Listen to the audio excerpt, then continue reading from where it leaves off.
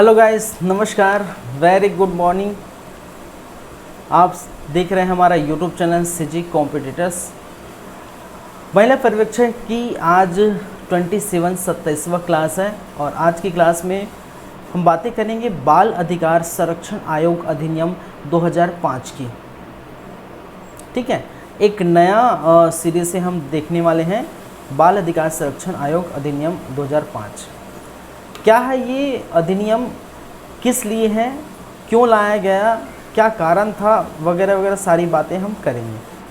ठीक है, चलिए तो देखिए, थोड़ा हम परिचय को थोड़ा समझ लेते हैं, फिर पूरी बातें हम करेंगे।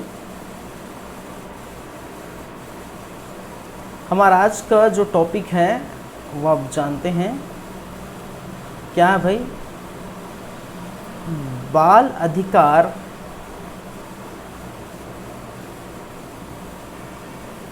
संरक्षण आयोग अधिनियम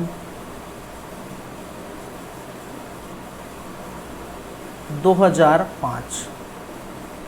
अब इससे क्या समझते हैं कि जो बाल होंगे, जो बालक होंगे, ठीक है, समझिएगा, जो बालक होंगे, बालकों के जो अधिकार का हनन हो रहा होगा कहीं पर, ठीक है, तो उनको संरक्षित करना है, बालक के प्रति हो रहे शोषण को रोकना है, जो बालक अपराध प्रवृत्ति के हैं उनको रोकना है।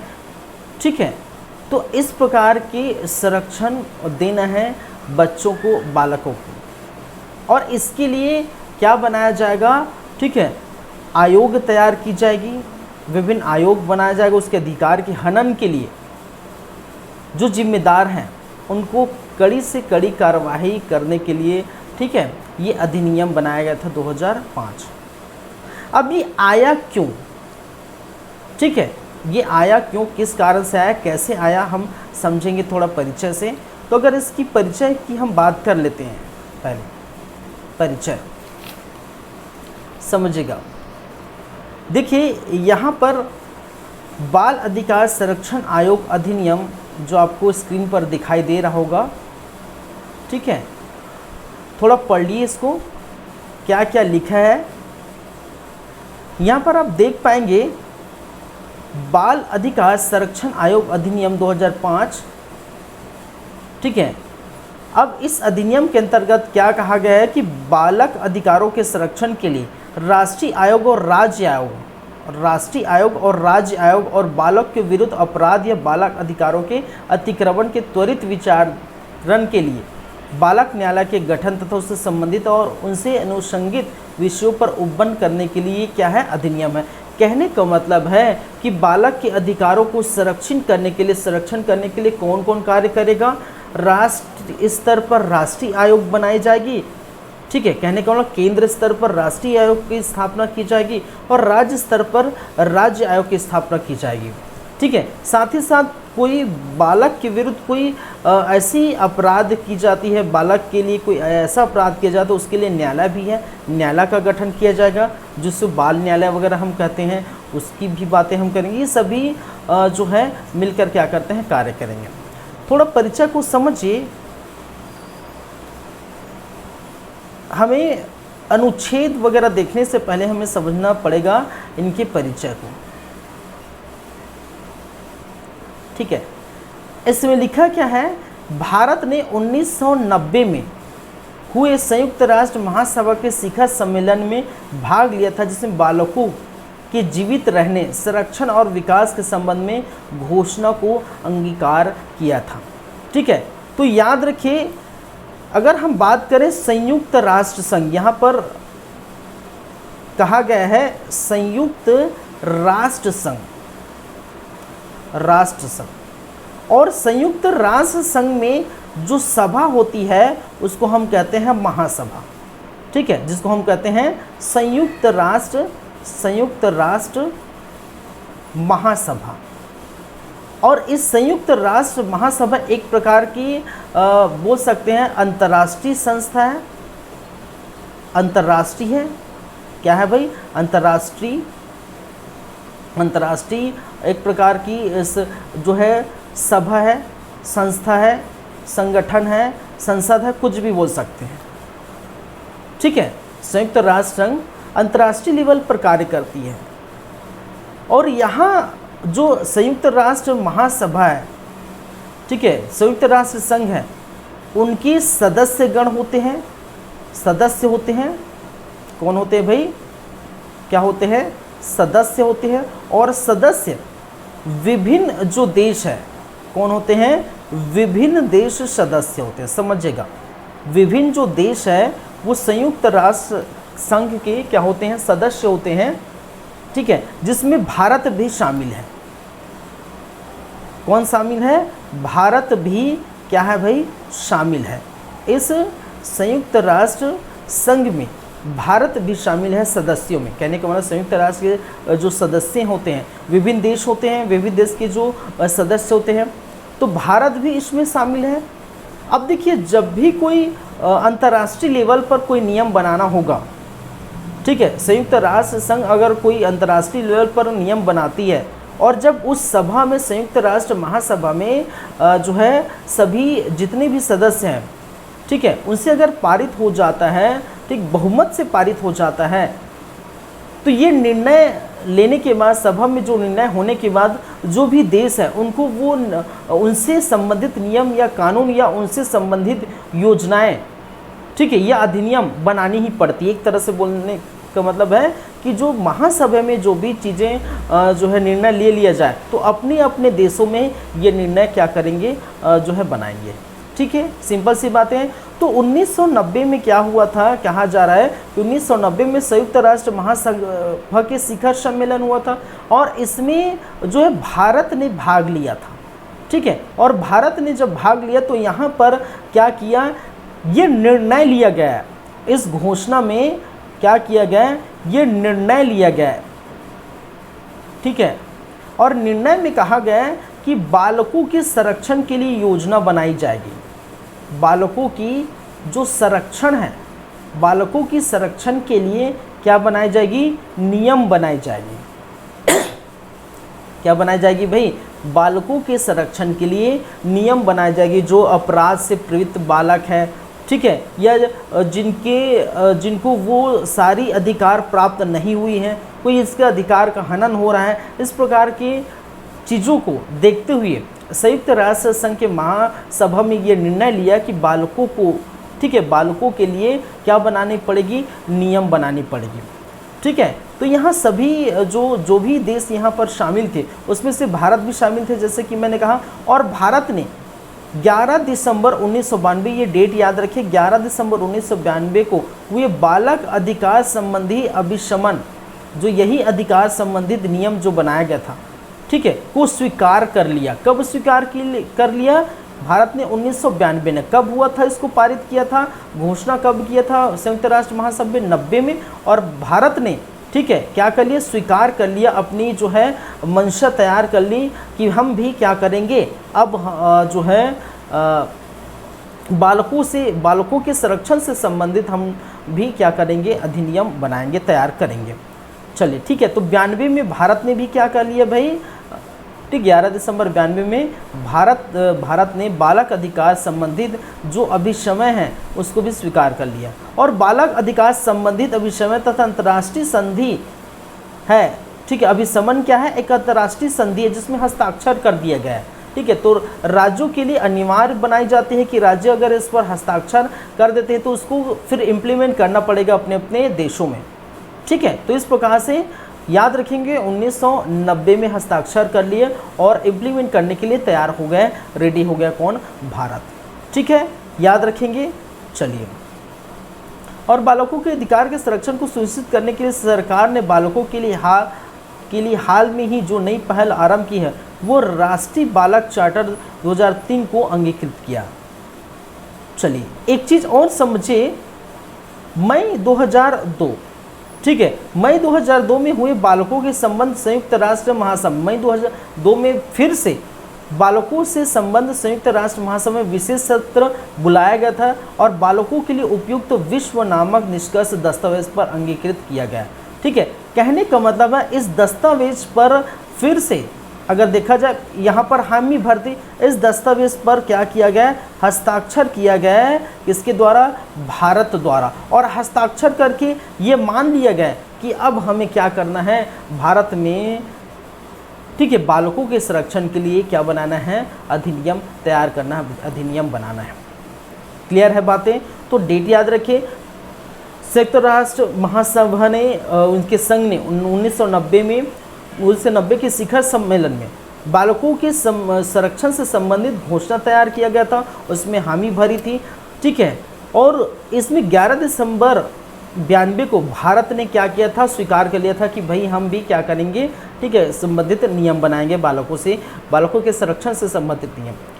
मई 2002 में फिर एक विशेष सत्र बुलाकर एक दस्तावेज दिया गया था और ये दस्तावेज पर हस्ताक्षर करनी थी और हस्ताक्षर करके ये निर्णय देना था कि वाकई में हम बालकों से संबंधित जो भी जो है संरक्षण से संबंधित नियम है वो बनाएंगे भारत में, और इसमें साइन कर दिया गया कब, जो है भारत ने।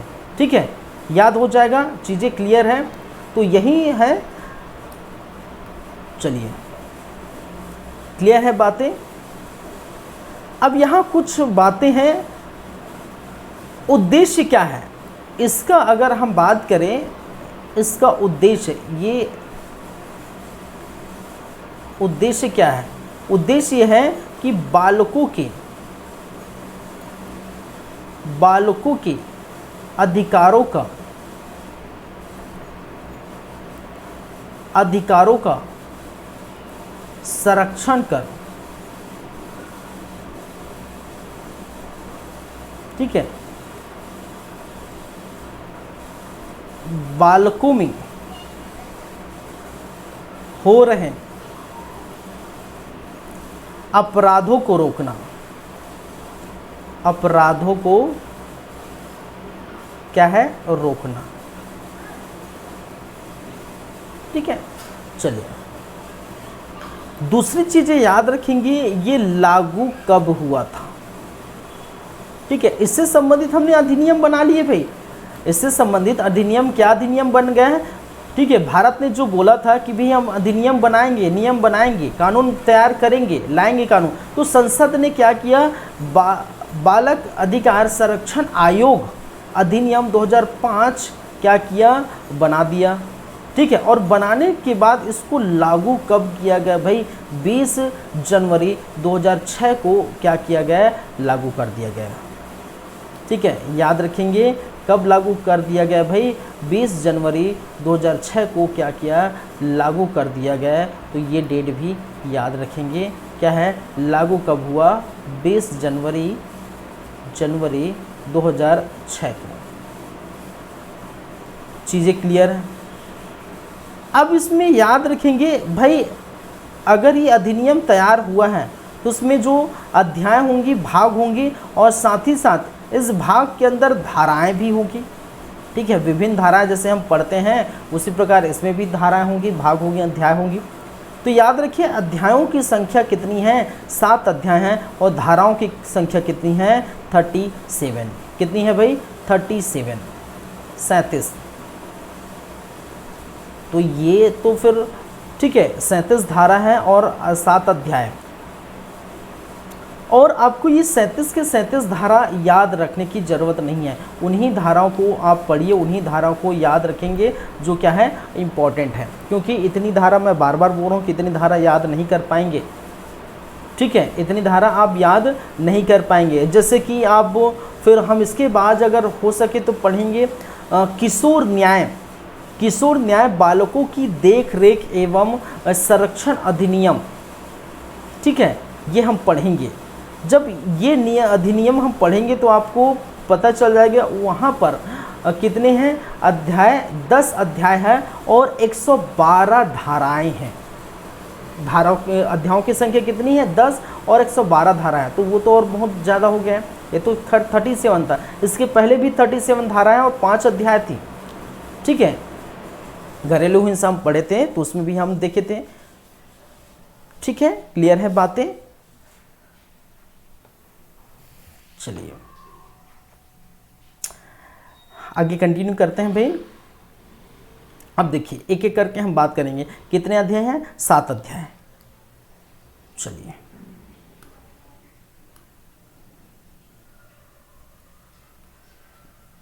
अध्याय फर्स्ट, याद रखेंगे अध्याय फर्स्ट। किसी भी अधिनियम में जो अध्याय फर्स्ट होती है वो हमेशा क्या होती है? प्रारंभिक होती है। क्या होती है भाई? प्रारंभिक होती हैं। ठीक है, और इसमें जो धाराएं होंगी ये धारा 1 एंड धारा 2, कितने हैं? 2 धारा यहाँ पर देखने को मिलेगा। ठीक है, हमेशा याद रखिए अध्याय 1 में जो प्रारंभिक होती है और इसमें कितने धारा होते हैं? 2 ही धारा होते हैं, धारा 1 और धारा 2। और धारा 1 और 2 हमेशा याद रखेंगे कि धारा 1 क्या बोलता है भाई?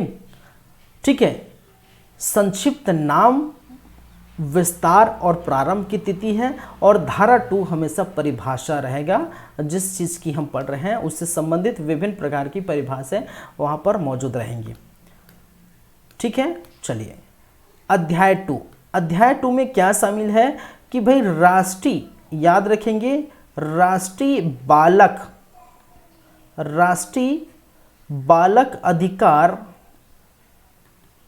अधिकार संरक्षण, राष्ट्रीय बालक अधिकार संरक्षण आयोग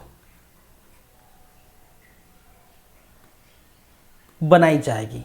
और इसमें जो धारा की संख्या है, धारा नंबर क्या है? 3 से लेकर धारा नंबर 12। ठीक है, तो अध्याय 2 में क्या मौजूद है भाई? अध्याय 2 में क्या दिया है कि राष्ट्रीय स्तर पर, केंद्र स्तर पर, ठीक है, राष्ट्रीय बालक अधिकार संरक्षण आयोग का गठन किया जाएगा। ठीक है, और वो इसके अंतर्गत धारा कितनी है? धारा 3 से लेकर धारा 12 तक राष्ट्रीय लेवल पर जो है संरक्षण आयोग बनाए गए हैं उसकी बातें होंगी। क्लियर है बातें? चलिए अध्याय नंबर 3 क्या है? अध्याय नंबर 3। और ये तीसरे अध्याय में क्या है भाई? इस जो आयोग है, ठीक है, जो आयोग है तो आयोग के कार्य एवं क्या है, शक्तियाँ क्या क्या हैं, ये हमें पढ़नी है। और इसमें जो धारा आपको देखने को मिलेगी वो कितनी है भाई? धारा 13 से लेकर धारा 16 आपको देखने को मिलेगी। ठीक है, धारा 13 से लेकर धारा 16 तक। ठीक है, कहाँ? अध्याय 3 में देखने को मिले। अध्याय 3 में क्या है? धारा 13 से 16 तक। और अध्याय 3 क्या कहता है कि जो आयोग हम बनाए हैं, जो राष्ट्रीय बालक अधिकार संरक्षण आयोग का जो निर्माण हुआ है, उस आयोग की कार्य क्या है, उसकी शक्तियाँ क्या क्या है, इस पर बातें हुई है अध्याय 3 में। ठीक है, चलिए अध्याय 4 क्या बोलता है भाई? अध्याय 4 क्या बोलता है? अध्याय 4 बोलना है राज्य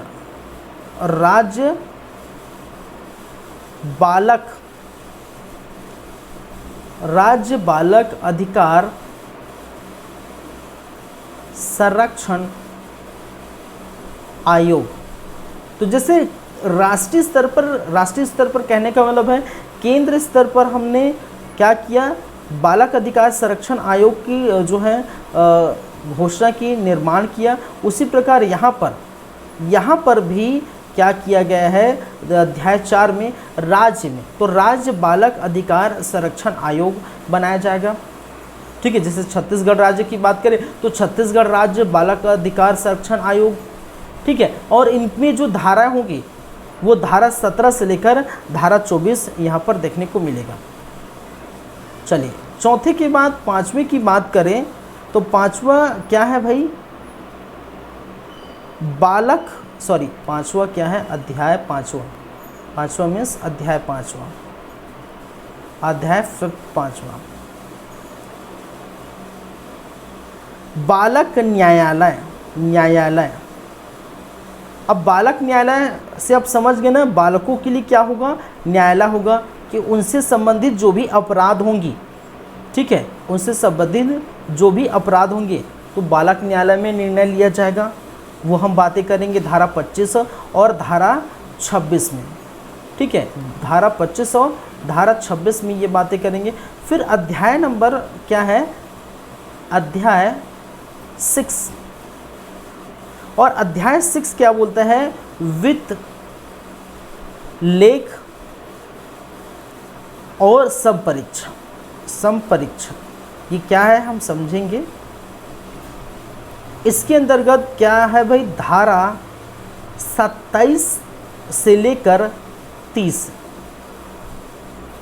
धारा 27 से लेकर धारा 30 तक देखने को मिलेगा। और अंतिम में 7वां अध्याय, जो हमने कहा था कि 7 अध्याय है, तो इस 7वां अध्याय अंतिम में देखने को मिलेगा।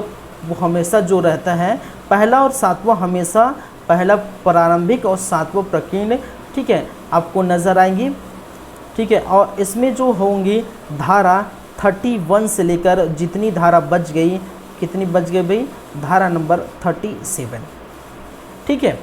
तो ये चीज़ें हैं किसमें, आपके बाल अधिकार संरक्षण आयोग अधिनियम 2005 में। मैं एक बार फिर रिपीट कर देता हूँ चीज़ों को, क्या क्या है इसमें, क्या क्या हमें पढ़ना है। तो अध्याय फर्स्ट के, जैसे कि मैंने कहा कि अध्याय फर्स्ट हमेशा प्रारंभिक होती है। प्रारंभिक में धारा 1 और धारा 2 को लिया जाता है। और धारा 1 हमेशा क्या होता है भाई, संक्षिप्त नाम, विस्तार और प्रारंभ की तिथि होती है। और धारा 2 हमेशा याद रखेंगे उनसे संबंधित जो है परिभाषाएं शामिल होती हैं। अध्याय 2 राष्ट्रीय बालक अधिकार संरक्षण आयोग की बातें करता है। कहने का मतलब है केंद्र स्तर पर आयोग का गठन किया जाएगा, बालक अधिकार के लिए केंद्र स्तर पर आयोग का गठन की बात कही गई है। और ये धारा 3 से लेकर धारा 12 के अंतर्गत देखने को मिलेगा। अध्याय 3 में आयोग के कार्य एवं शक्ति की बातें की गई है, और ये धारा 13 से लेकर 16 तक देखने को मिलेगा आपको। अध्याय 4 में राज्य बालक अधिकार संरक्षण आयोग की बातें कही गई है। राज्यों में कहने का मतलब, जैसे मैंने कहा कि छत्तीसगढ़ में की बात करें तो छत्तीसगढ़ राज्य बालक अधिकार संरक्षण आयोग बनाया जाएगी, ठीक है। और ये सभी इनसे इनकी बातें जो उल्लेख है वो धारा 17 से लेकर धारा 24 में मिलेगी। अध्याय 5 बालक न्यायालय की बातें हुई हैं। तो बालक में से संबंधित जो भी अपराध होते हैं उनकी जो सुनवाई होंगी, उनमें जो वहाँ जो भी दंड होगा, अपराध के लिए जो भी दंड होगा, वो धारा 25 से लेकर 25 और 26 होंगी। अध्याय 6 वित्त, लेख, संपरीक्षा, वित्त से संबंधित, लेख से संबंधित संपरीक्षा की बातें होगी। धारा 27, 28 और 29, 30, धारा 37 से 30 तक। प्रकीर्ण अंतिम में धारा 31 से लेकर 37 तक की आपको देखने को मिलेगा। क्लियर है बातें, पूरी चीज़ें क्लियर हैं। चलिए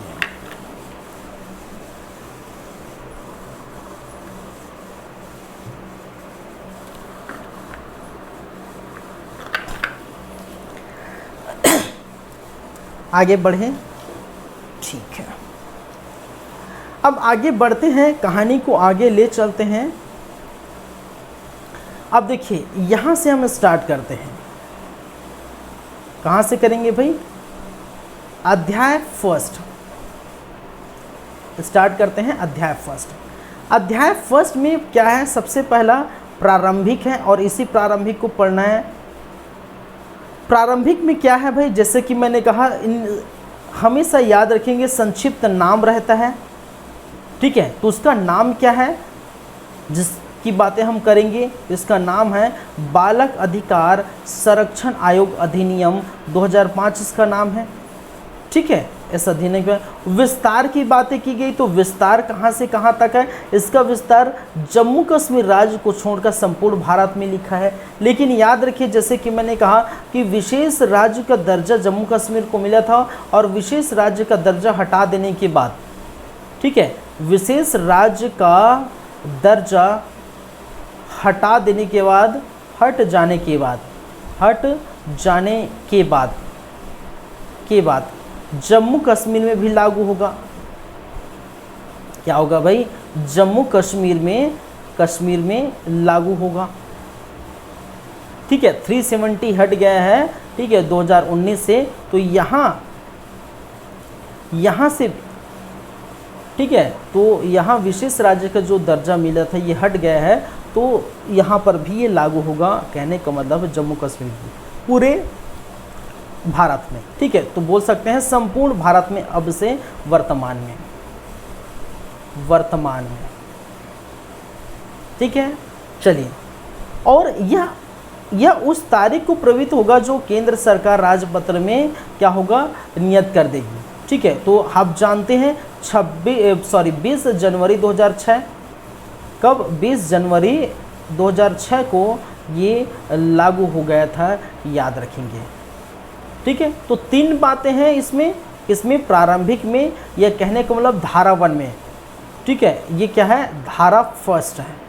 धारा फर्स्ट क्या बोलता है भाई, संक्षिप्त नाम, विस्तार और प्रारंभ। संक्षिप्त नाम क्या है, बालक अधिकार संरक्षण आयोग अधिनियम 2005। विस्तार कहाँ से कहाँ तक है, जम्मू कश्मीर को छोड़कर संपूर्ण भारत में। लेकिन मैंने कहा, क्या कहा, जो विशेष राज्य का दर्जा जम्मू कश्मीर को मिला है वो हटा दिया गया है। अब ये वर्तमान में संपूर्ण भारत में लागू होगा। और ये लागू कब से होगा, जिस दिन से राजपत्र में प्रकाशित होगा, जिस दिन से जो है राष्ट्रपति ने साइन कर दिया है, उस दिन से होगा। ये 20 जनवरी 2006 से ये लागू हो गया है, याद रखेंगे।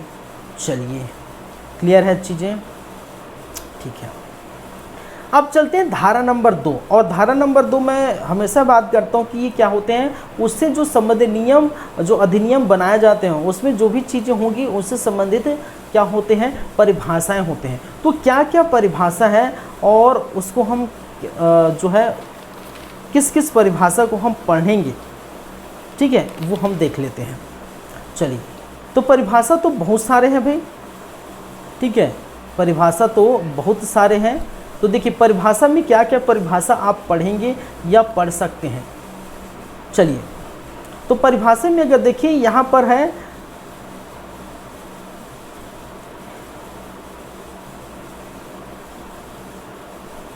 किसको किसको परिभाषित किया है, अध्यक्ष को परिभाषित किया है। अध्यक्ष से यथास्थिति आयोग या राज्य आयोग का अध्यक्ष, जाहिर सी बात है अध्यक्ष का मतलब जो राष्ट्रीय आयोग या राज्य आयोग का अध्यक्ष होगा, ठीक है, उससे विपरीत है, उसका तात्पर्य क्या है, अध्यक्ष है। बाल अधिकारों के अंतर्गत 20 नवंबर 89 को बालक अधिकार संबंधी संयुक्त राष्ट्र अभियान में अंगीकृत हुआ और 11 दिसंबर 1992 को भारत सरकार द्वारा अनुसूचित बालकों का अधिकार भी है, ठीक है। तो कहने का मतलब जो संयुक्त राष्ट्र महासभा में, जैसे कि मैंने कहा कि जो 1989, तो पहले 1989 में क्या हुआ, जो महासभा है, ठीक है, उस महासभा ने ये क्या किया है, ये घोषणा किया, ये मसौदा तैयार किया, एक निर्णय लिया, ठीक है, कि भाई बालक से संबंधित हम नियम बनाएंगे, बालकों के संरक्षण से संबंधित नियम बनाएंगे। ये 89 में लिया। और 90 में क्या किया, सभी जितने भी देश थे, जो संयुक्त राष्ट्र संघ के जितने भी देश थे, उसको बुलाया गया था शिखर सम्मेलन में। भारत भी शामिल था और भारत ने हामी भरा था, ठीक है। और भारत ने 92 में अपनी क्या की, हस्ताक्षर कर दिया गया, ठीक है। और 2002 में उस एक अभिगमन जो पत्र है उसमें भी हस्ताक्षर कर दिया और इस प्रकार से तैयार हो गया। उसी को कहा गया है, उसी को बताया गया कि जो डेफिनेशन परिभाषा में वहाँ जो हुआ है उसको यहाँ पर रखा गया है कि ये भी परिभाषित की गई है, ठीक है। चलिए, तो ये चीज़ मैं बता चुका हूँ। आयोग में धारा 3 के अधीन गठित राष्ट्रीय बालक आयोग संरक्षण के भी आयोग को भी परिभाषित किया गया। तो आयोग का मतलब क्या है कि जो आयोग क्या करती है, आयोग अपनी सिफारिशें देती है। देखिए, जहाँ पर आयोग का मतलब, जहाँ भी आयोग समझ लीजिए, ठीक है, एक बात समझिएगा, जहाँ आयोग लिखा है इसका मतलब क्या है, आयोग का गठन, जो भी समिति का गठन होता है वो क्या करती है, आयोग अपनी सिफारिशें पेश करती है। जो जैसे राज्य सरकार की आयोग बैठी है तो राज्य सरकार को सिफारिश पेश करेगी कि भाई इस फलाने चीज़ों में ये होना चाहिए, अपनी रिपोर्ट सौंपेगी, 1 साल का 6 महीने का रिपोर्ट सौंपेगी कि हमने ये काम किया, ये है। फिर सरकार उस आयोग के जो भी वो मिलजुल का जो समिति या आयोग ने निर्णय लिया होगा, ठीक है, जो भी उनको बताया होगा सरकार को, तो वो सरकार अपने हिसाब से निर्णय लेती है, ठीक है। तो जो रिपोर्ट सौंपती है आयोग, इस प्रकार से याद रखें। ठीक है, सिफारिशें पेश करती हैं। तो आयोग ने जो भी सिफारिश पेश की होगी राज्य सरकार केंद्र सरकार को, उस प्रकार से वो निर्णय लेगी। तो इस प्रकार से आयोग का मतलब यही है। तो देखिए आयोग धारा 3 के अधीन गठित राष्ट्रीय बालक जो है अधिकार संरक्षण आयोग से अभिप्रेत है। जाहिर सी बात है, सदस्य का मतलब जो उस आयोग का सदस्य होगा, ये उतना इम्पोर्टेंट नहीं है यहाँ पर। देखिए परिभाषा में उतना इम्पोर्टेंट परिभाषा यहाँ पर नहीं दिया गया है, ठीक है। राज्य आयोग मतलब राज्य आयोग गठन, राज्य आयोग धारा 17 से 24 तक मैंने बताया ना, धारा 17 से 24 राज्य आयोग का गठन होगा, ठीक है। 17 से 24 इसके अंतर्गत है। तो ये सारे परिभाषा एक बार देख लीजिए कि इसमें किसको किसको परिभाषित किया गया। अध्यक्ष को परिभाषित किया गया, तो आयोग का वो अध्यक्ष होगा उसको परिभाषित किया गया। आयोग को परिभाषित किया, खुद आयोग को, सदस्य आयोग के सदस्य को, ठीक है। अधिसूचना आयोग में जो है राजपत्र में प्रकाशित अधिसूचना से संबंधित है। तो इस प्रकार से चीज़ें हैं। तो ये इतना इम्पॉर्टेंट नहीं है परिभाषा में, थोड़ा ध्यान रखिए, देख लीजिए। तो धारा नंबर 1 हो गया, धारा नंबर 2 हो गया, आपको क्लियर होनी चाहिए। चलिए कोई दिक्कत नहीं, आगे बढ़ते हैं। हमें पढ़ना है 37 धारा तक पहुंचना है। तो इसका मतलब ये नहीं कि एक एक करके 37 तक पहुंचेंगे, ठीक है। ऐसे धाराओं को पढ़ेंगे जो आपको जो है समझ में भी आए और इम्पोर्टेंट भी हो, क्योंकि 37 पढ़ना जो है मुमकिन नहीं है और नहीं हम पढ़ पाएंगे, क्योंकि एग्ज़ाम एक तो नज़दीक है और दूसरी बात ये और आपके लिए सिर्फ ये एक यही सब्जेक्ट नहीं है, और भी बहुत सारे सब्जेक्ट हैं। आप एक ही में पूरे स्कोर नहीं कर पाएंगे, ठीक है। और एक ही ये जो है बाल संरक्षण आयोग अधिनियम ही नहीं है, आपके पास बाल विवाह प्रतिषेध अधिनियम है, विधवा विवाह जो है आपका बाल संरक्षण, फिर आपकी जो है टोनही प्रथा, ठीक है, दहेज प्रताड़ना अधिनियम, ठीक है, श्रम जो है बाल श्रम, ये है, बहुत सारे हैं, ठीक है। तो इससे सब बहुत सारे अधिनियम हैं, 8-10 अधिनियम हैं, ठीक है। तो कितना आप धारा याद करेंगे, तो ये याद रखेंगे। चलिए तो अध्याय 2 में आते हैं। जैसे कि मैंने क्या कहा, अध्याय 2 क्या है भाई, अध्याय 2 में क्या लिखा है कि राष्ट्रीय बालक अधिकार संरक्षण आयोग, ठीक है। तो राष्ट्रीय स्तर पर बालक संरक्षण आयोग का गठन किया जाएगा और वो धारा 3 से 12 तक रहेंगे। तो यही है राष्ट्रीय बालक अधिकार संरक्षण आयोग का गठन, ठीक है। तो केंद्र, देखिए इसमें लिखा है केंद्रीय सरकार अधिसूचना जारी कर, क्या जारी कर भाई, केंद्र सरकार एक अधिसूचना जारी करेगा कि हम क्या करेंगे, राष्ट्रीय स्तर पर, केंद्र स्तर पर क्या करेंगे, जो है राष्ट्रीय बालक अधिकार संरक्षण आयोग का गठन करने जा रहे हैं। तो वो क्या करेगा, एक अधिसूचना डालेगा और इस अधिसूचना द्वारा इस अधिनियम के अधीन एक निकाय का जो राष्ट्रीय बालक अधिकार संरक्षण आयोग के नाम से जाना जाएगा, एक आयोग का गठन किया जाएगा, ठीक है। चलिए उसे प्रदत्त शक्तियों का प्रयोग करे और सौंपे गए कृत्य का पालन करने की गठित करेगी। चलिए जो भी है, कहने का मतलब, एक मोटा मोटी कहने का मतलब है, धारा 3 क्या बोलता है कि राष्ट्रीय स्तर पर जो है केंद्र सरकार एक अधिसूचना जारी करेगा और अधिसूचना जारी कर राष्ट्रीय बालक अधिकार संरक्षण आयोग का गठन करेगा। ये धारा नंबर 3 बोलता है, ठीक है। तो ये धारा नंबर 3 है भाई, याद रखेंगे। अब देखिए, अब तो भाई आयोग बनेगा, भाई कोई ना कोई जो भी आयोग बनेगा तो उसमें हम बोलते हैं कि सदस्य कौन होंगे, अध्यक्ष कौन होगा, ठीक है, किस प्रकार के कार्य रहेंगे, किस प्रकार की शक्तियाँ उनको दी जाएगी, ये होता है ना। तो उसी प्रकार यहाँ पर अगर बात करें, जो आयोग बनेगा, आयोग निम्नलिखित सदस्यों से मिलकर बनेगा। कहा गया है आयोग जो है निम्नलिखित से मिलकर बनेगा। तो निम्नलिखित में से कौन होगा, तो निम्नलिखित में से एक तो अध्यक्ष होगा, जाहिर सी बात है, अध्यक्ष कहने का मतलब एक ही होगा, एक ही बंदा होगा। क्या होगा, अध्यक्ष कितने होंगे, एक होंगे, याद रखेंगे। और जो सदस्य होगा, सदस्यों की जो संख्या है वो कितने होंगे भाई, 6 सदस्य होंगे, ठीक है। कितने होंगे, सदस्यों की संख्या कितनी होगी, 6 सदस्य होगा। अध्यक्ष की संख्या कितनी होगी, एक अध्यक्ष होगा। देखिए एग्ज़ाम नज़दीक है, इसी कारण मैं PDF में जो है बता के पढ़ा रहा हूँ, ठीक है। आपका 27 तारीख को एग्ज़ाम है और आज 10-12 तारीख है, ठीक है। तो 27 तारीख को एग्ज़ाम है, टाइम नहीं बचा है और इसीलिए मैं लिख कर जो पढ़ा रहा था उसको मैं स्किप कर दिया। मैं सोचा कि अब PDF में ही जो बता दूंगा आपको, ठीक है। तो याद रखेंगे, जल्दी से जल्दी हमें करना है और अच्छे से ही करना है क्योंकि एग्ज़ाम नज़दीक है। ठीक है, तो 10-12 दिन बाकी है। तो चलिए, केंद्र सरकार द्वारा नियुक्त किए जाने वाले कितने 6 सदस्य, तो एक अध्यक्ष होगा और सदस्यों की संख्या कितनी होगी 6 होगी, जिसमें कम से कम 2 महिलाएं होनी जरूरी है, 2 स्त्री होनी जरूरी है। ठीक है, तो 6 सदस्य होंगे तो 2 स्त्री जरूरी है। ठीक है, कहने का मतलब 4 पुरुष हो सकते हैं, 2 महिला होना जरूरी है। हो सकते हैं का मतलब क्या है, ये भी हो सकता है कि 6 की 6 महिलाएं हों, लेकिन ये याद रखिए अगर पुरुष होते हैं तो ये याद रखिए 2 महिला होना आवश्यक है। पुरुष कितना भी हो वो मायने नहीं रखता, कम से कम 2 महिलाएं होना आवश्यक है इस 6 सदस्य वाले जो है आयोग में। याद हो जाएगा, क्लियर। ठीक है, तो एक सदस्य होगा। चलिए अब देखिए, सदस्यों और अध्यक्षों की जो योग्यता भी यहाँ पर दी गई है कि कौन सदस्य बन सकता है, कौन अध्यक्ष बन सकता है।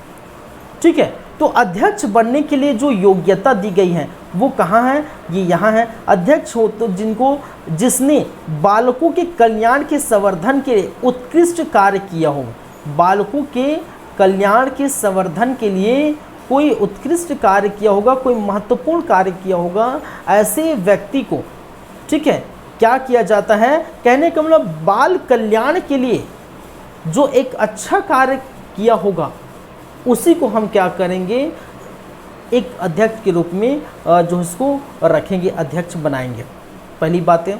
और सदस्य होंगे जो 6 सदस्य मैंने कहा, उस 6 सदस्य में जो 2 स्त्री होंगी, ठीक है, उनमें क्या क्या योग्यता होंगी, कहने का मतलब जो सदस्य हैं उनमें क्या क्या योग्यता होंगी। योग्यता देख सकते हैं यहाँ पर कि शिक्षा के क्षेत्र में उनको ख्याति प्राप्त होगा, अनुभव होगा। ठीक है, बाल स्वास्थ्य देख रेख कल्याण या बाल विकास के क्षेत्र में उनको मालूम होना चाहिए, अनुभव होना चाहिए। किशोर न्याय या उपेक्षित या तिरस्कार बालकों का निःशक्त बालकों की देखरेख से का उनका अनुभव होना चाहिए। बाल श्रम या बालकों की कष्टों का आहरण होना चाहिए, या बालक मनोविज्ञान या समाजशास्त्र या बालकों से संबंधित विधियाँ कहने का मतलब बालकों से संबंधित कानून की जानकारी उनको होनी चाहिए।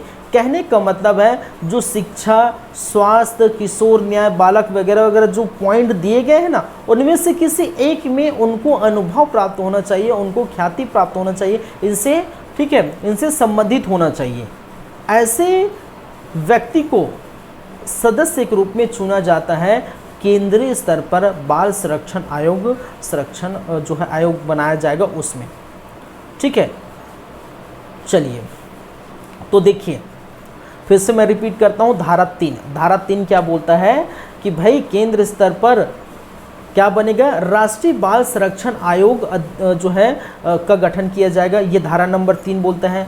और धारा नंबर 3 के अंतर्गत बहुत सारी बातें हैं भाई। इसमें जो अध्यक्ष होंगे वो एक अध्यक्ष होगा, और जो अध्यक्ष होगा उनकी योग्यता क्या है कि बाल कल्याण के रूप में वो कार्यरत हो, बाल कल्याण के रूप में वो पहले से कार्य किया हो, एक्सपीरियंस बंदा हो बाल कल्याण संबंधित कार्यों के लिए, तो उसको हम अध्यक्ष चुनेंगे। और इसमें जो सदस्यों की संख्या होगी वो मैक्सिमम सदस्यों की संख्या 6 होगी, लेकिन ये भी याद रखें उन 6 में से कम 2 महिला होनी चाहिए, 2 स्त्री होनी चाहिए, बाकी पुरुष कितना भी हो जाए। ठीक है, पुरुष एकलौता भी रहे, 5 महिला हो तो भी चलेगा, पुरुष हो भी ना तो भी चलेगा, लेकिन याद रखें महिला कम से कम 2 होनी चाहिए। और इनकी योग्यता क्या है, जैसे कि मैंने कहा शिक्षक से संबंधित उनका अनुभव होनी चाहिए। ठीक है, बाल स्वास्थ्य देख रेख कल्याण या बाल विकास में इनका अनुभव होना चाहिए, या फिर किशोर न्याय से संबंधित अनुभव होना चाहिए, बाल श्रम बालकों की कष्टों का आहरण से संबंधित, बाल मनोविज्ञान से संबंधित, बाल मनोविज्ञान चाइल्ड साइकोलॉजी जिसे कहते हैं, ठीक है, तो उससे उनका अनुभव होना चाहिए, समाज शास्त्र का अनुभव होना चाहिए, ठीक है, या फिर बालकों से संबंधित जो कानून जो भी है उसका अनुभव होना चाहिए। इनमें से किसी एक में जो अनुभव होगा उसको इस आयोग का सदस्य चुना जाएगा। क्लियर है बातें? तो आपको समझ में आ रहा होगा मैंने क्या कहा। चलिए तीसरा पॉइंट थर्ड क्या कह रहा है भाई कि आयोग का कार्यालय कहाँ होगा? दिल्ली में होगा। ठीक है, तो आयोग का जो भी कार्यालय होगा तो फिर केंद्र स्तर पर कार्य करेगा तो दिल्ली में कार्य करेगा, तो याद रखिए। ठीक है, चलिए तो धारा 3 देख लिए, और धारा 3 में फर्स्ट, धारा 3 का फर्स्ट, धारा 3 का सेकंड और धारा 3 का थर्ड देख लीजिए। ठीक है, तो ये तीनों चीज़ याद हो जानी चाहिए आपको।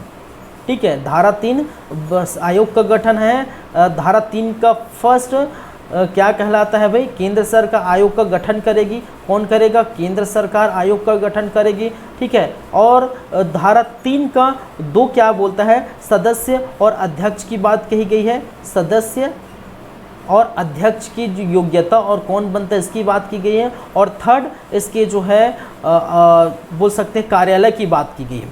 ठीक है, इसका जो मुख्यालय या कार्यालय, जो भी मुख्यालय या कार्यालय कहाँ होगा इसकी बात है कही। तो धारा 3 का 1, 2, 3 याद रखेगा क्या क्या है। क्लियर है बातें? चलिए आगे बढ़ते हैं। नेक्स्ट धारा नंबर 4 अध्यक्ष और सदस्यों की नियुक्ति। अब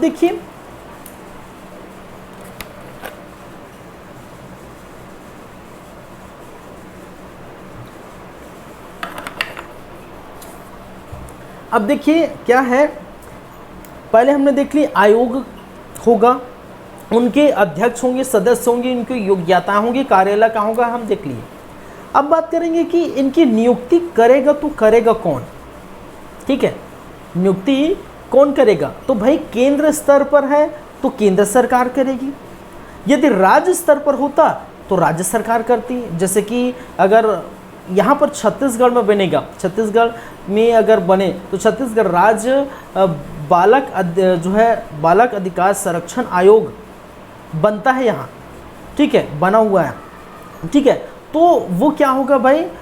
उनकी नियुक्ति राज्य सरकार करेगी यहाँ पे सदस्य और अध्यक्षता की। तो याद रखिए यहाँ पर सदस्य और अध्यक्षता की नियुक्ति धारा 4 में बताई गई है। तो केंद्र सरकार एक अधिसूचना जारी करेगा और अध्यक्ष और सदस्यों की नियुक्ति करेगा। लेकिन ये केंद्र सरकार अपनी मर्जी से नहीं कर सकता। केंद्र सरकार ये अपनी मर्जी से नहीं कर सकता, ये एक समिति का गठन करेगा। केंद्र सरकार एक समिति की गठन करेगा और इस समिति में जो सदस्य गण होंगे वहाँ से जो राय निकल के आएगी उनको इम्प्लीमेंट करना। कहने का उस समिति ने जो भी निर्णय लिया होगा उस समिति के अनुरूप ही केंद्र सरकार किसको अध्यक्ष किसको सदस्य बनाएंगे, किस प्रकार से उसकी जो है नियुक्ति करेगी। ठीक है, ये सिफारिश कौन करेगा?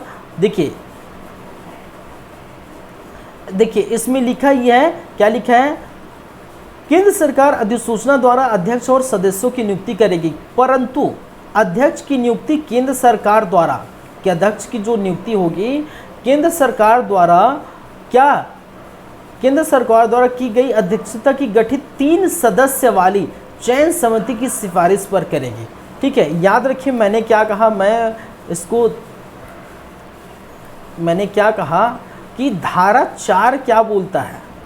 ठीक है, धारा 4 क्या बोलता है भाई कि नियुक्ति को है सदस्यों एवं पहले अध्यक्ष लिख दें,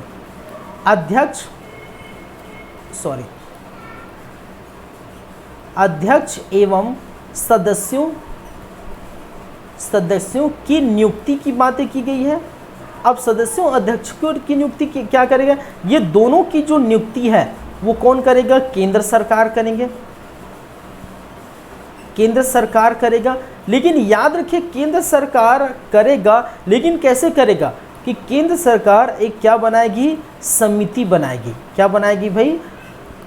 एक समिति बनाएगी और उस समिति में याद रखिए इस समिति जो है 3 सदस्यों की समिति होगी। कितने होगी? 3 सदस्यों की क्या होगी? समिति होगी। और ये समिति क्या करेगा? केंद्र सरकार को क्या देगा? सिफारिश। केंद्र सरकार को क्या देगा? सिफारिश देगा। याद रखें, सिफारिश देगा। और ये भी याद रखिए 3 सदस्य होंगे और एक अध्यक्ष होगा। इस समिति में जो है एक अध्यक्ष होगा और अध्यक्ष के रूप में याद रखिए जो महिला एवं बाल विकास विभाग है उनकी प्रभारी मंत्री, याद रखिए महिला एवं बाल विकास विभाग की प्रभारी जो मंत्री है, प्रभारी मंत्री इनके अध्यक्ष होंगे। अभी प्रभारी मंत्री कौन है भाई? ठीक है, ये देखिए मैंने क्या कहा, समिति 3 सदस्यों की समिति होगी और समिति में एक अध्यक्ष होगा और अध्यक्ष कौन होगा? महिला एवं बाल विकास विभाग की प्रभारी मंत्री होगी। इन सभी को मिलाकर क्या बनेगा? एक समिति बनाई जाएगी, केंद्र सरकार समिति बनाएगी और यही केंद्र सरकार को सिफारिश देगी कि किनको किनको अध्यक्ष और सदस्य बनाया जाए। ठीक है, तो याद रखिए। तो देखिए अभी जो अगर हम बात करें केंद्र स्तर पर जो स्मृति जुबिन ईरानी, ठीक है, मिसेस स्मृति जो है जुबिन ईरानी क्या है? केंद्र सरकार पर है, महिला बाल विकास विभाग के प्रभारी मंत्री। और यहाँ पर छत्तीसगढ़ में अनिला भेड़िया जी है। तो याद रखिए इनकी जो है अध्यक्षता में एक क्या होगा? एक समिति का गठन होगा और समिति सिफारिश देगी केंद्र सरकार को और अध्यक्ष और सदस्यों की नियुक्ति की जाएगी। इस प्रकार से है। तो ये बातें हैं, याद है कि यही चीज़ लिखा हुआ है। क्या लिखा हुआ है कि ये जो अध्यक्ष की बातें होगी वो क्या है? महिला एवं बाल विकास मंत्रालय विभाग की प्रभारी मंत्री इनके क्या होगा? अध्यक्ष होगा। ठीक है, क्या होगा? अध्यक्ष होंगे। चलिए, और उनकी सिफारिश पर चयन समिति की इस सिफारिश पर ही कार्य करेगा, याद आपको रखना है। क्लियर है बातें?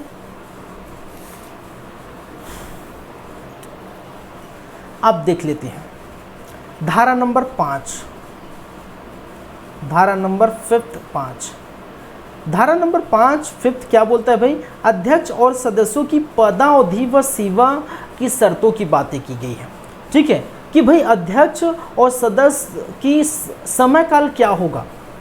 ठीक है, सेवा का समय क्या होगा? जैसे हमारा रिटायरमेंट का समय होता है। ठीक है, सरकार ने रिटायरमेंट का समय जो है रखा हुआ है 60-62 वर्ष ऐसा। ठीक है, तो उसी प्रकार कहा गया है कि इनकी पदावधि और सेवा की शर्तें क्या होगी। तो याद रखेंगे। ठीक है, अध्यक्ष के लिए याद रखेंगे, अध्यक्ष के लिए जो 65 वर्ष की आयु, 65 वर्ष की आयु, ठीक है, मैक्सिमम जो है 65 वर्ष की आयु। लेकिन ये भी याद रखिएगा, ठीक है, अध्यक्ष और प्रत्येक सदस्य उस रूप से उस तारीख से जिन्हें उन्होंने पदभार ग्रहण करने के 3 वर्ष की अवधि होगी। ठीक है, कितने वर्ष की अवधि होगी भाई? 3 वर्ष के लिए सदस्य अध्यक्ष बन सकते हैं। लेकिन याद ये भी रखना है मैक्सिमम लिमिट क्या है? ठीक है, 65 वर्ष। मान के चलिए अगर कोई 64 वर्ष में, ठीक है, 64 वर्ष में कोई सदस्य अध्यक्ष बनता है तो 1 ही वर्ष कार्य करेगा मैक्सिमम। ठीक है, कितने वर्ष? 1 ही वर्ष कार्य करे भाई, 1 साल, 65 के बाद फिर रिटायरमेंट हो जाए। ठीक है, तो 1 ही वर्ष के लिए रहेगा। तो ऐसा जरूरी नहीं कि ये 3 वर्ष के लिए। तो मैक्सिमम डेट क्या है? 65 वर्ष की आयु के बाद वो नहीं बन सकता अध्यक्ष। सदस्य के पद के लिए मैक्सिमम जो आयु है वो क्या है? 60 वर्ष है। तो 60 वर्ष और 65 वर्ष याद रखिए। किसके लिए? सदस्य अध्यक्ष के लिए 65 वर्ष और सदस्य के लिए 60 वर्ष याद रखिए। ठीक है, चलिए दूसरी बातें 5 धारा 5 का दूसरा पॉइंट क्या बोलता है कि जो भी अध्यक्ष होगा वह जो भी सदस्य होंगे, ठीक है, तो केंद्र सरकार को संबोधित करके अपने हस्ताक्षर लिखकर, ठीक है, क्या कर सकते हैं? किसी भी समय अपना पद त्याग कर सकते हैं। ठीक है, अगर वो रिजाइन देना चाहते हैं, ठीक है, अगर वो सदस्य या अध्यक्ष अपने पद से रिज़ाइन देना चाहते हैं तो केंद्र सरकार को एक लेटर लिखेगा, रिज़ाइन लेटर होता है, लिखेंगे, अपने हस्ताक्षर रहेंगे कि भाई मैं इस कारणवश मैं रिज़ाइन देना चाहता हूं, तो वो केंद्र सरकार को थमा सकते हैं उनके हाथों में। क्लियर है बातें? अभी ठीक है, क्लियर है चीज़ें? चलिए, तो ये है धारा नंबर 5। अब धारा नंबर 6 और 7 की अगर बात करें तो बस वही है। अध्यक्ष और सदस्यों के वेतन और भत्ते की बात की गई है। अध्यक्ष और सदस्यों की वेतन भत्ते, अध्यक्ष और सदस्यों की संदेह वेतन और भत्ते, उनकी सेवा की अन्य निबंधन शर्तें होंगी जो केंद्र सरकार तय करेगी। ठीक है, केंद्र सरकार तय करने वाली जो है क्या है, वेतन और भत्ते रहे। पद से हटाना, ठीक है, पद से हटाने के कई तरीके हैं। ठीक है, पद से हटा अगर वो, ठीक है, साबित कदाचार या असमर्थता के आधार पर केंद्र सरकार जो है पद से हटा सकता है। जैसे अगर वो दिवालिया घोषित हो जाता है, ठीक है, अपनी पदावधि के दौरान कर्तव्यों के बाहर किसी संवेदन योजना में लगता है, ठीक है, कहने का मतलब अपने जो है पद के दौरान किसी अन्य ऐसे कार्य में लगता है जो उनको लाभकारी हो, ठीक है, कार्य करने से अगर इनकार कर देता है तो ऐसी स्थिति में उसको पद से हटा सकते हैं। ठीक है, अगर न्यायालय उसको विकृत चित्त घोषित कर दे, उसके जो है विकृत व्यक्ति के ऐसे न्यायालय अगर घोषित कर देता है तो पद से हटा सकते हैं। उनके पद का दुरुपयोग करता है, ठीक है, वो अपने पद का दुरुपयोग करता है तो हटा सकते हैं। किसी भी दुरुपयोग कहने के अलावा जो चीज़, ठीक है, करना चाहिए वो नहीं करते, उसके अलावा दूसरा कोई कार्य करता है, ठीक है, दुरुपयोग करता है, ठीक है, कार्य करने से इनकार कर देता है, भ्रष्टाचार करता है, पैसे मांगता है, ठीक है, कि मैं कार्य नहीं करूँगा वगैरह वगैरह, इस प्रकार से। ठीक है, तो लोकहित के लिए बना होता है, वो लोकहित के लिए अगर हानि हो तो ऐसे लिए। अगर किसी अपराध के लिए दोष सिद्धि ठहराया गया, अगर कोई अपराध की दोषी पाए गए उनको, तो उसके लिए क्या है, तो उसको हटा सकता है। ठीक है, और कारावास की दंड भी किया जा सकता है, ऐसा नहीं, कारावास भी का भी दंड किया है। आयोग से अनुपस्थित रहने की अनुमति के लिए बिना अपनी 3 क्रमवती बैठकों की अनुपस्थित होता है। अगर कहने का मतलब है कि 3 बैठकों में लगातार वो 3 बैठक में अनुपस्थित रहता है तो उसको हटा सकता है कि भाई इसकी मर्जी नहीं है, आने की मर्जी नहीं है, तो हटा सकता है। ठीक है, किसी व्यक्ति को, देखिए, इस धारा के अधीन किसी व्यक्ति को तब तक नहीं हटाया जाएगा जब तक उस व्यक्ति को उस मामले की सुनवाई का अवसर न दे दिया जाए। ऐसा भी नहीं कि भाई तूने ये गलती किया है, तुम पर थोप देंगे और उसको हटा देंगे, ऐसा नहीं। मौका दिया जाएगा सुनवाई के कि आपने जो किया है वाकई में किया है, क्यों किया है, किस लिए किया है, क्या कारण है, तो कारण बताओ, नोटिस जो है थमा देंगे और इस प्रकार से उनकी भी सुनेंगे, अपनी भी बात रखेंगे और जो है केंद्र सरकार निर्णय लेगी। इस प्रकार से पद से हटा सकता है। ये इतना इम्पोर्टेंट नहीं है कि पद से कैसे हटा सकते हैं वगैरह वगैरह। ठीक है, चलिए, इम्पोर्टेंट धारा नंबर 3 में आपको अगर नज़र आएगी तो ये सबसे मोस्ट इम्पोर्टेंट कौन सा है, ये धारा नंबर 3 का 1, 2, 3, ये बहुत ही ज़्यादा मोस्ट इम्पोर्टेंट है। ठीक है, और साथ ही साथ इम्पोर्टेंट है सदस्यों, हाँ, कौन सा, धारा नंबर 3, धारा नंबर 4, धारा नंबर 5, ये 3 बहुत ही ज़्यादा इम्पोर्टेंट है, 3, 4 और 5। बाकी चीज़ें उसको कोई दिक्कत नहीं है, ठीक है, याद करें ना करें, ठीक है, कोई दिक्कत नहीं है। इधर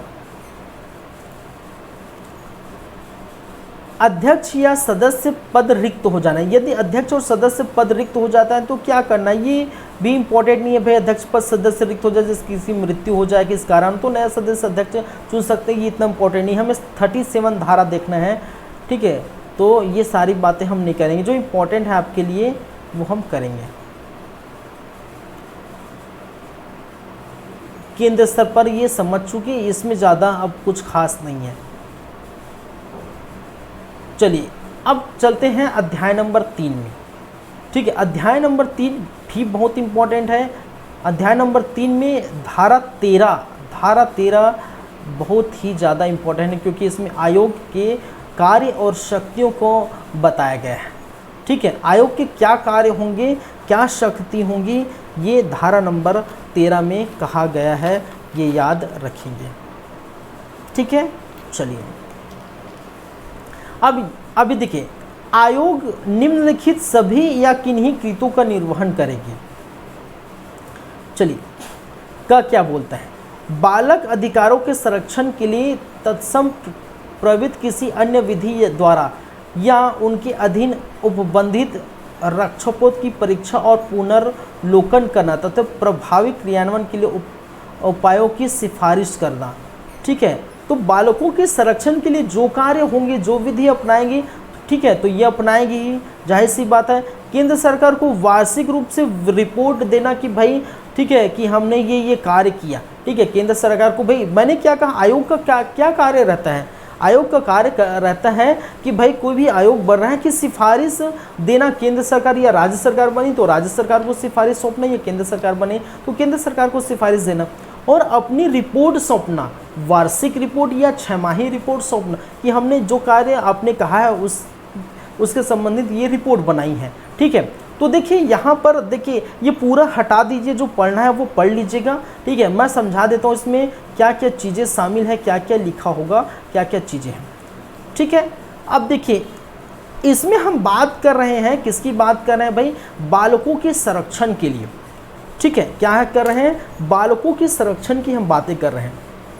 तो क्या करना है, पहली बात तो जैसे मान के चलिए कोई अपराध होता है, ठीक है, अपराध होता है, मान के चलिए किसी बालक को चौराहे पर भीख मंगवाया जा रहा है, मान के चलिए वो बालक है चौराहे पर भीख उनको मंगवा रहे हैं। आयोग को समझ आए कि बालक बच्चे जो पढ़ने लिखने वाले हैं इसको भीख मंगवाया जा रहा है, ये खुद से तो नहीं मांग सकते। ठीक है, कोई ऑर्गेनाइज या संस्था चलाई या कुछ भी कर रहे हैं।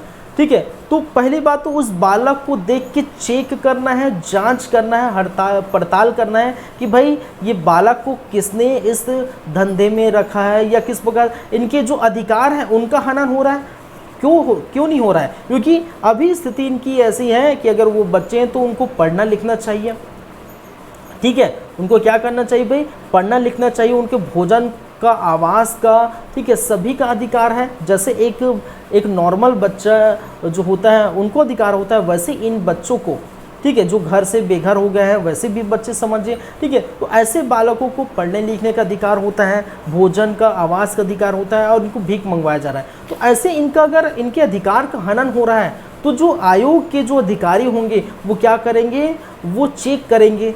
ठीक है, लिस्ट बनाएंगे कितने कितने बच्चे एरिया में क्या है। ठीक है, उनको हो सकता है किसी स्थान पर वहाँ पर रखें, किसी उनको आवास दिलाएं। ठीक है, भोजन की व्यवस्था करें। ठीक है, निरीक्षण करें, अध्ययन करें उनका। ठीक है, किस प्रकार से चीज़ों को उनको समझाएं जो, ठीक है, बच्चों पर जो मनोवैज्ञानिक, जैसे मैंने कहा कि बाल मनोवैज्ञानिक से संबंधित अधिकारी होंगे, अध्यक्ष सदस्य होंगे, तो बालक को बालक की मनोदशा को समझे, तो इस प्रकार से कार्य करेंगे। ठीक है, तो यहाँ पर और कुछ भी लिखा होगा, जैसे अतिक्रमण की, बाल अधिकारों के अतिक्रमण की जांच करना, जैसे कि मैंने कहा कि चेक करना, सभी पहलुओं को परीक्षा कर, जैसे आतंकवाद, संप्रदाय हिंसा, दंगे आदि, घरेलू हिंसा, HIV आदि किसी से भी जो है, ठीक है, बालक के अधिकारों को रोकता है। ठीक है, ऐसी कोई चीज़ें बालक के अधिकारों को रोकता है तो उसके लिए उपचार उपयोग की सिफारिश करना। ठीक है, बालकों की विशेष देखरेख संरक्षण की आवश्यकता होती है। कष्टों के पीड़ित बालकों, तिरस्कृत और असुविधाग्रस्त बालक, विधि का उल्लंघन करने वाले बालक, किशोर कुंभ रहित बालक और कैदियों की भी बालक, ऐसा नहीं कि कैदियों की भी बालक, सभी मामलों को जांच पड़ताल करना और उपचारिक उपायों की सिफारिश करना, याद रखेंगे। ठीक है, बालक अधिकार से संबंधित संधियों और अन्य अंतर्राष्ट्रीय लिखितों का अध्ययन करना और विद्यमान नीतियों और कार्यक्रमों और अन्य क्रियाकलापों का कालीन पूर्वावलोकन करना तथा बालकों के सर्वोच्च हित में अपनी प्रभावी क्रियान्वयन करने की सिफारिश करना। ठीक है, तो जो चीज़ लिखा है, बच्चों से जो भी संबंधित बातें होंगी, ठीक है, समाज के विभिन्न वर्गों में बालक बीच बाल अधिकार संबंधित जानकारी का प्रचार प्रसार करने, कहने के लोगों को जो है समझाना। ठीक है, कि भाई ऐसे नहीं करना चाहिए, बालकों के संबंधित जो चीज़ें नहीं करनी चाहिए। ठीक है, उनसे अपराध नहीं करने, प्रकाशन, मीडिया, अन्य माध्यम से, टीवी के माध्यम से, ठीक है, अन्य माध्यम से, ठीक है, वो क्या कर सकते हैं, वो उनको दे सकते हैं। ठीक है, केंद्र सरकार या राज्य सरकार किसी प्राधिक नियंत्रणाधिकारी किसी किशोर अभिरक्षा गृह या किसी अन्य निवास स्थान पर बालकों के लिए बनाई गई संस्था, जिसके अंदर किसी सामाजिक संगठन द्वारा चलाया जाने वाली संस्था भी है, का निरीक्षण करना। ठीक है, ऐसे संस्थाओं का भी निरीक्षण करना जो केंद्र सरकार, राज्य सरकार बनाई गई है, उसकी जो है रहने के लिए, आवास के लिए, कि भाई यहाँ तो बालक के अधिकारों का हनन हो रहा है कि नहीं, इस प्रकार से उनको भी चेक करना। ठीक है, चलिए, तो सारी चीज़ें हैं। ठीक है, ये सब आप पढ़ सकते हैं, पढ़ लीजिए। ठीक है, क्या क्या उनके कार्य हैं, तो ये सारी चीज़ें कार्य किसके हैं। चलिए, आयोग की कार्य शक्तियाँ। जांच से संबंधित शक्तियां, ठीक है, जांच से संबंधित शक्तियां इनके अंतर्गत है। ठीक है, तो जांच कैसे करेगी? किसी व्यक्ति को समन करना और हाजिर कराना तथा शपथ पर उनकी परीक्षा करना। ठीक है, कि भाई आपने ये किया है, ठीक है, आपने ये देखा है, ठीक है, आपने कुछ देखे कि नहीं, तो किसी व्यक्ति को बुलाकर ऐसी चीज़ें पूछना। किसी दस्तावेज पर प्रतिकरण का पेश करना, किसी दस्तावेज को बनाना, शपथ पत्र पर साक्ष्य लेना, किसी न्यायालय कार्यालय में किसी लोक अभिलेख या उसकी प्रतिलिपि परीक्षा करना और साक्ष्यों या दस्तावेज की परीक्षा के लिए कमीशन निकालना। ठीक है, ये आदि चीज़ें हैं। ठीक है, अब जांच होगी तो जांच के बाद कार्यवाही होगी। ठीक है, कार्यवाही होगी तो आयोग की वार्षिक रिपोर्ट सौंपेगी, किस प्रकार से कार्यवाही करेगी। चलिए, तो ये सारी बातें हैं, तो ये भी थोड़ा ध्यान रखिए, याद रखिए। जांच के पश्चात कार्यवाही धारा नंबर 5 में, धारा 16 में आयोग की वार्षिक रिपोर्ट की बात कही गई है। ठीक है, चलिए